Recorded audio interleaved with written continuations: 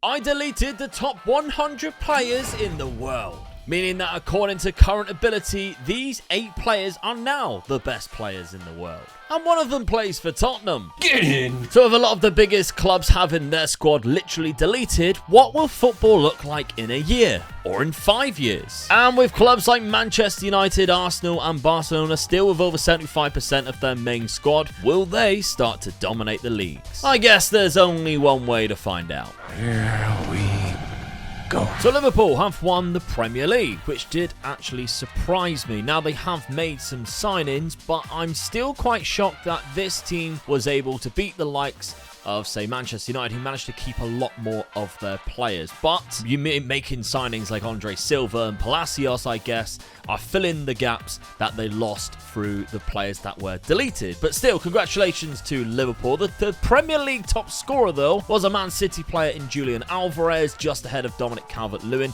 Arsenal and Tottenham finishing 2nd and 3rd, City in 4th, Manchester United in 5th place. And then it's bye-bye to Leicester, Southampton, and Nottingham Forest, who I don't think had any of their players deleted. They're just not very good. In the other leagues, though, there wasn't that many shocks, but the big one was in La Liga, because Athletic Bilbao have gone and won the league. They were on the same points as Atletico Madrid and Real Madrid, but they won on goal difference, and look how tight it is. Just 1 goal between 2nd, and then 2 goals between 3rd. That's got to be the closest title race I have ever seen in my life. And Iñaki Williams there getting 19 goals, so fantastic for them. In the other leagues, though, PSG still won the league there by 2 points ahead of Monaco. Napoli won Serie A, which actually happens quite often in simulations. And of course, Bayern Munich, they still won the Bundesliga. It was in the Champions League, though, that I think some people might be a little shocked. We had an all-Milan derby, which would have been quite entertaining, but it was only a 1-0 win after extra time for Inter Milan. And the derbies keep on coming because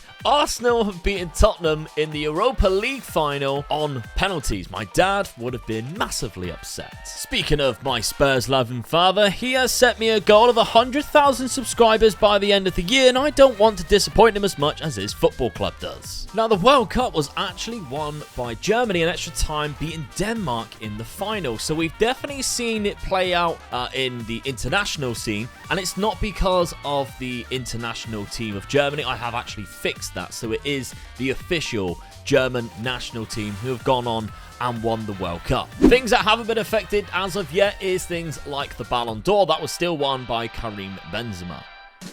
But considering the highest current ability player before we started this season was 158, we now have a 171 in Jamal Musiala playing for Bayern Munich. What a player he actually is. But that's still only at the age of 20. He has developed really quickly, and I'm guessing that's obviously because he is one of the best players in the world, just playing as many games as possible. The likes of Enzo Fernandez has even grown into one of the world's best players there at Benfica in midfield. But I'm wondering how long it will be before we start seeing new gens come through. Will it happen in roughly about 5 years? Because obviously there's not a lot of players here to step in their way and cost them game time. And there are also no surprises that the big clubs like Manchester City are starting to try and rebuild already. They signed 2 players right at the start of the season in Thomas Souček and Dani Olmo. Dani Olmo, they're done on deadline day, a cracking player, to be fair, to bring in. And of course, Thomas Souček is always very good in the match engine. And we've got the likes of Andre Silva, which we know moving. A lot of these players are moving to the Premier League, and this is sorted by the highest transfer.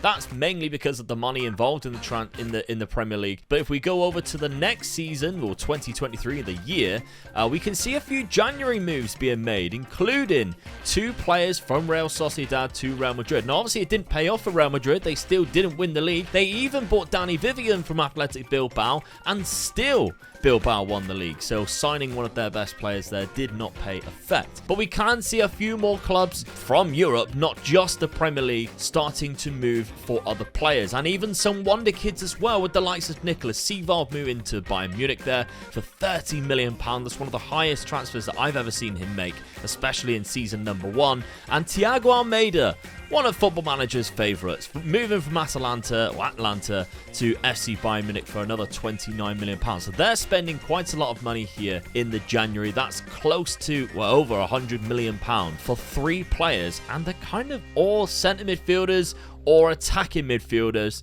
So we've got quite a big few moves there made by Bayern Munich. The second season was clubs reclaiming titles like Manchester City in the Premier League, Real Madrid in La Liga, with Bilbao dropping down to 5th, Juventus back on top of Italy, and Monaco absolutely walking the French league. And of course, Bayern Munich winning the Bundesliga. Duh. But wherever you are in the world, you can hear my dad cheering now as somehow Spurs have won the Champions League, beating Bayern Munich 1-0 in the final. Sorry, what? It seems the signing of goal scorer Ivan Nilsson played a huge part in their success, just over £40 million from Porto, and through all the game time he's been given, he has reached his maximum potential already as a world-class striker. But the best player in the world according to current ability is still Jamal Musiala. However, we are seeing other high-end wonder kids in and around the top now, with no megastar players in their way of stunting their growth. The biggest transfers of the world do prominently include Premier League clubs, including Jarrod Bowen being the most expensive transfer 2023, £71 million moving to Arsenal. Ndidi moving away from the Premier League to Real Madrid for £67 million. And there's a similar scenario when we move to 2024, although the most expensive being Jurrien Timber, who moved in the January from Ajax to PSG for £75 million.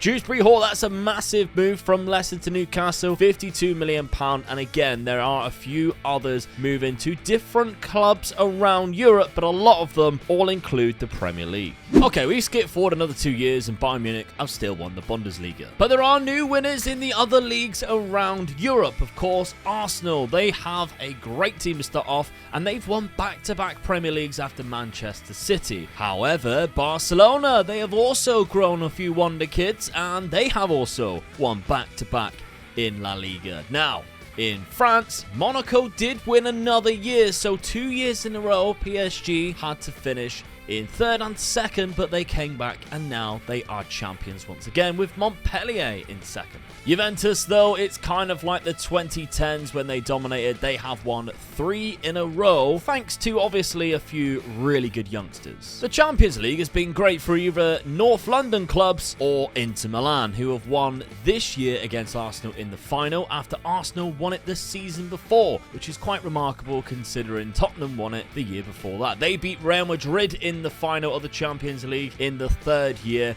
in 2025. Tottenham are still winning things though. They won the Europa League this year. Now it's been a while, so we can finally check the Ballon d'Or, and I think this is a very good, interesting point to have a look. The first season outside of the top 100 being deleted was won by Ben Yedder at 32 years of age for Monaco, of course, who won the French league. Ivan Nilsson won it for Tottenham after they won the Champions League. Fantastic stuff for the Brazilian at 24 years of age to win a Ballon d'Or, but this one I think will surprise everybody. The Iranian Mehdi Taremi, who obviously plays at Porto at the start of the game, was bought by Barcelona and won the Ballon d'Or in 2025. Now there are a couple of new names here in the highest current ability players, including Fabio Moretti for Juve, who have obviously been doing really well. Fantastic centre midfielder there at one of the peak of his potential, I'm guessing, of the 180 potential range. Yeremy Pino has moved to PSG. We all know how good he can be, but it's the familiar names. And even really, if you look down at the ages,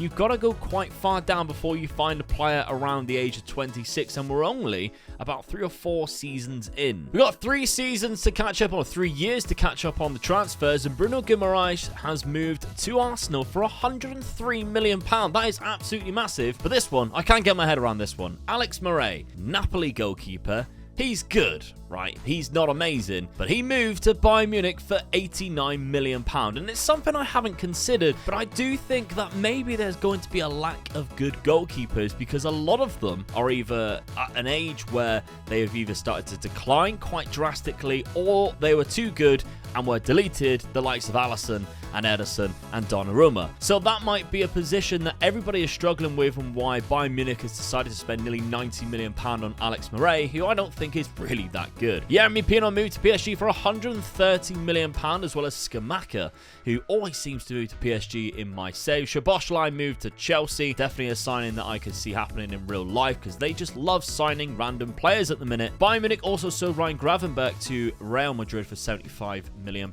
But the final year that we got to look at, I think we're going to start to see some regen soon. Chris Richards from Crystal Palace, still a real player, moved to PSG for £60 million. A very good amount American centre-back who can also play on the right-hand side. Not amazing, not world-class. I don't think if the top 100 players was around, you'd see PSG spending £60 million on this guy, but still rather good. Other names that you might recognise around here, likes of Manu Kone as well. Very good centre defensive midfield going to PSG. A lot of players have made that move as well, but there are some names that I'm not really recognising that are popping up that I'm like, they actually look really good, and maybe because of the top 100 is around, you don't really pay attention to them. Maybe I'll start needing to pay attention to them. Well, looky here, Manchester United are your Premier League champions. We are at the final point of the video now, 2028, and after 3 back-to-back Arsenal Premier League wins, I couldn't be happier. But things are very familiar in other leagues. La Liga is back to Real Madrid again after 2 Barcelona wins. Real Madrid have reclaimed Spain. In France, it's 2 different winners. Monaco are really putting up a fight against PSG for the French league title, and even Lille are getting involved, 5 points behind PSG this season, not making it easy for the very rich Paris club. Juve, though, made Italy look really easy, but we'll move on from that. Has it changed? No. Bayern Munich still dominating in Germany. I just can't get over how Arsenal keep doing this. They've won the Champions League again, beating Bayern Munich in the final, but the season before was won by Villarreal, which is very good for them. Again, Bayern Munich in the final, who, yeah, you might be able to win the German league, but you can't win the Champions League. That was won at Old Trafford as well. That is absolutely devastating. The last 3 Europa Leagues have been won by an English club, with Chelsea picking up the most recent one, Liverpool the season before that, and of course, we've seen the Tottenham win. I must admit, I am still shocked to see Jamal Musiala still as the highest current ability player on the game, but this time he's sharing that honour with Jofre Ruiz from Espanyol, a world-class centre-back, or right-back, and left midfielder, apparently. He's not very good in that position, but he is a natural there, and he is actually looking to move to play some Champions League football. I'm not surprised. He's only 20 years of age, though. There are a couple of more new names as well. Lemire here, who is another regen, age 20, another phenomenal centre-attacking midfielder. So, looks like PSG have picked him up for a net £7 million and actually started using him, I guess, because there was nobody else. But other than that, it is the same familiar names. A couple of new ones that we have seen since the last time we looked at this page. But it's nice to see some new gens came through in only 5 to 6 years. Some of the transfers are a little bit wild. Jonas Wind has moved to Real Madrid for an extortionate amount of money, £72 million. I don't think we would have ever have seen that. But the likes of Jamal Musiala has finally moved, and it's no shock that he has gone to PSG, £106 million. Liel Abada moved to Manchester United for £82 million. Even Sesko moved to Bayern Munich and still couldn't win a Champions League. We've got Fred Mikkels here to Leeds for £71 million. He is a very good player, age 21. I wonder whether his potential would ever get him up there with the world's best, 180, so we would be joint with Jamal Musiala right now. And finally, Dominic Szoboszlai moved to Manchester United once again to £91 million. Paul Warner moved to Manchester City. Brahim Diaz to Bayern Munich from Dortmund. You never see a transfer between those two clubs. The last 2 winners of the Ballon d'Or is Rodrigo from Real Madrid and Jamal Musiala, who finally, even though he has been the world's best player down to current ability the last 3 or 4 years, finally wins the world's best player as a trophy, the Ballon d'Or winner. And with Musiala already winning the World Cup, Portugal have won the latest World Cup 2026, beating France in the final there, which is quite impressive. Argentina beat Netherlands in the 3rd place playoff. Thank you very much for watching. If you want to see more experiments just like this, remember to make sure you subscribe, get us to that 100k, and why not check out this video? It is my masterpiece. It's the best video I've ever created. I took the worst player in Football Manager and I made him a champion.